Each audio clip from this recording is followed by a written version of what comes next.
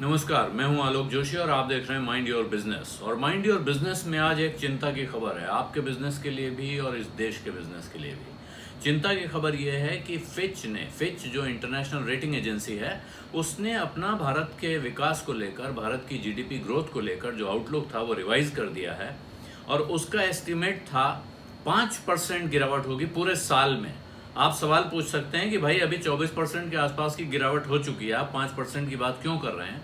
उस बात पे मैं आऊँगा, लेकिन अभी उसने उसको 5% से गिराकर 10.5% कर दिया। यानी उसका कहना है कि जितनी गिरावट जीडीपी में उसको अंदाजा था होने जा रही है, अब गिरावट उससे दोगुनी होने जा रही है, दोगुने से भी ज़्यादा।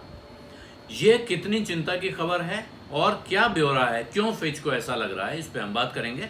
लेकिन उससे पहले मैं आपसे आग्रह करूंगा कि अगर अभी तक आपने मेरा यूट्यूब चैनल वन आलोक जोशी सब्सक्राइब नहीं किया है तो सब्सक्राइब का बटन दबाएं, साथ में घंटी बजाएं ताकि आपको खबर मिल जाए कि नया वीडियो आया या नया लाइव आया।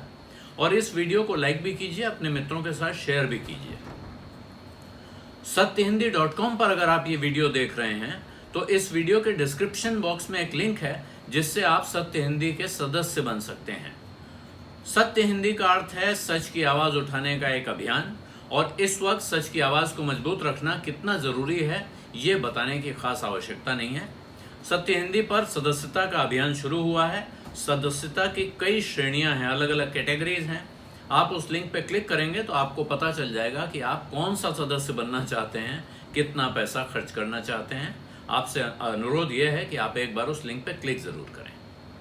और अब बात करते हैं फिच की, भारत की जीडीपी की, और भारत की जीडीपी में जो गिरावट की आशंका फिच जता रहा है उसकी। तो फिच ने अनुमान दिया था 5% की गिरावट आएगी साल भर में।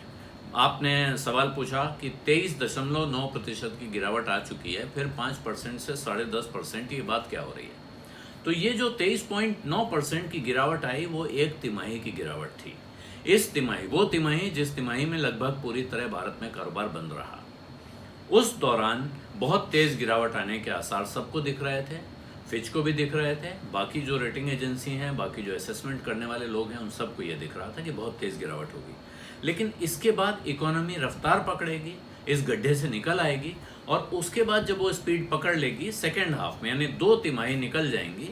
अप्रैल मई जून पहली तिमाही, जुलाई अगस्त सितंबर दूसरी तिमाही जो अब चल रही है। सितंबर का महीना खत्म होते ही दूसरी तिमाही खत्म हो जाएगी।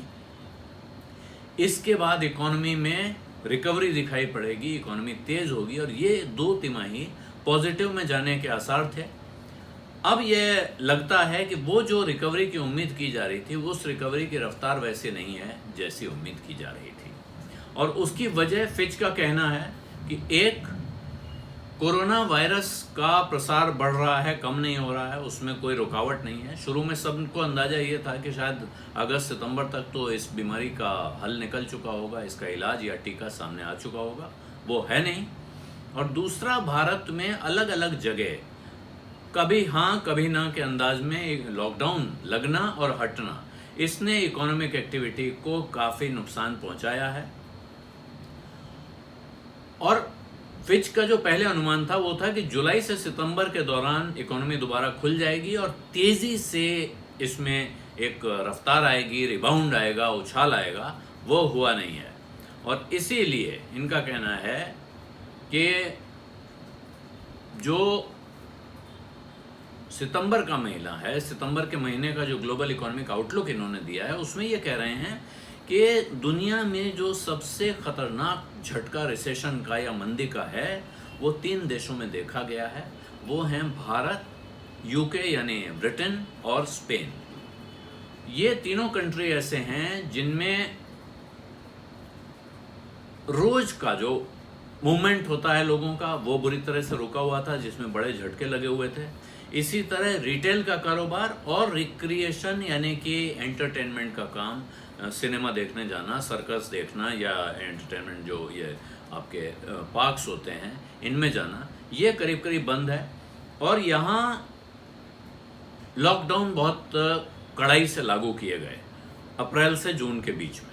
इस वजह से यहाँ ग्रोथ होने में, रिकवरी आने में मुश्किल हो रही है, और नए केस खुलते जा रहे हैं, नए केस आ रहे हैं जो संकट को बढ़ा रहा है। और ये चिंता की बात क्यों है? चिंता की बात इसलिए है कि इस वक्त फिच दुनिया की ग्रोथ में बेहतरी का अनुमान दे रहा है। जिस वक्त उसने कहा है कि भारत की इकोनॉमी में गिरावट आने जा रही है और तेज़ गिरावट आने जा रही है, जैसा उनको अनुमान था उससे बेहतर, उससे ख़राब गिरावट आने जा रही है, उस वक्त वो दुनिया के बारे में कह रहा है कि बाकी दुनिया में रिकवरी सुधरने वाली है। अमेरिका की इकोनॉमी में 5.6% की गिरावट की आशंका उन्होंने जताई थी, अब वो उसको घटा के उन्होंने 4.6 कर दिया है, 4.6 कर दिया है। तो ये जो स्थिति है ये और ख़राब और चिंताजनक दिख रही है। पूरी दुनिया की ग्रोथ रेट में फिच ने 4.6% कॉन्ट्रैक्शन का अनुमान दिया था, उसको उसने सुधार के कम करके 4.4% कर दिया है। ऐसी स्थिति में चिंता भारत के लिए बहुत ज़्यादा है और चीन के लिए ख़ास तौर पे। जो आप अगर आंकड़ा देखना चाहते हैं, चीन में जो कोरोना वायरस का हमला हुआ था उससे पहले जीडीपी जहां थी वो स्तर पर वापस आ गई है, इकोनॉमिक एक्टिविटी वहां पहुंच चुकी है। इसी तरह अमेरिका में, फ्रांस में और ब्रिटेन में जो रिटेल सेल होती है, यानी दुकानों में बिक्री का जो आलम है, वो उस जगह पहुंच गया है, बल्कि वो फरवरी से ऊपर चला गया है, वहाँ फरवरी से ज़्यादा बिक्री होने लगी है। हालांकि इसको लेकर भी फिच का कहना है कि यहाँ बहुत उम्मीद मत लगा लीजिए, मत सोचिए कि ये वी शेप्ड रिकवरी होने जा रही है, यानी जिस तेज़ी से गिरा उसी तेज़ी से रिकवर होगा, क्योंकि आगे बड़े झटके यूरोप में आने वाले हैं। वहाँ कंपनियां खर्चे कम कर रही हैं, जो नए प्रोजेक्ट्स लगाने जा रही थी फैक्ट्रियां वो रोक रही हैं। साथ में नौकरियों पर बड़ा भारी खतरा अभी बना हुआ है, बरकरार है, मंडरा रहा है। इसलिए अभी ये रिकवरी कितनी स्थायी होगी ये कहना बहुत मुश्किल है, लेकिन ये रिकवरी हो रही है बाकी जगहों पे, कुछ बेहतर तस्वीर दिख रही है। ऐसे में अगर भारत में तस्वीर बेहतर की बजाय बदतर दिखाई जा रही है तो ये एक गंभीर चिंता का विषय दिख रहा है।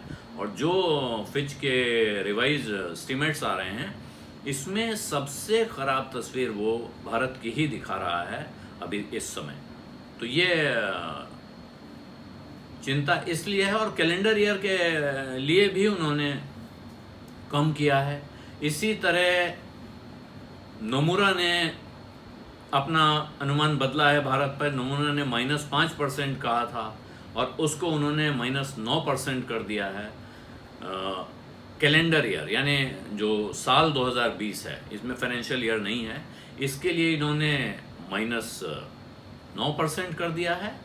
और जो फाइनेंशियल ईयर जिसके बारे में फिच ने 10.5% किया है, नोमुरा ने पहले इसका अनुमान 6.1% का दिया था, -6.1% का, अब उसने उसको -10.8 कर दिया है। इसी तरह से और भी जो अंदाजे और अनुमान आ रहे हैं वो अच्छी तस्वीर नहीं दिखा रहे हैं, चिंताजनक है हालत। और इस चिंता के बीच अगर भारत का शेयर बाज़ार इस चिंता में साझा नहीं बन रहा है, इसमें हिस्सा नहीं जता रहा है, तो ये थोड़ा सोचने की बात है कि क्या शेयर बाज़ार असली तस्वीर दिखा रहा है या नहीं दिखा रहा है। इस पर और बातें करते रहेंगे। आज जो खबर आई है उतनी जानकारी आपको दे दूं, ये मैंने सोचा है ज़रूरी है। इसी के साथ मैं इजाज़त चाहता हूं, लेकिन उससे पहले आपसे आग्रह करूंगा, इस वीडियो को लाइक कीजिए, अपने मित्रों के साथ शेयर कीजिए। मेरे YouTube चैनल वन आलोक जोशी को अगर अभी तक आपने सब्सक्राइब नहीं किया है तो सब्सक्राइब करिए, साथ में घंटी बजाइए ताकि आपको खबर मिल जाए कब नया वीडियो आया या कब मैं लाइव आ रहा हूँ। धन्यवाद, नमस्कार।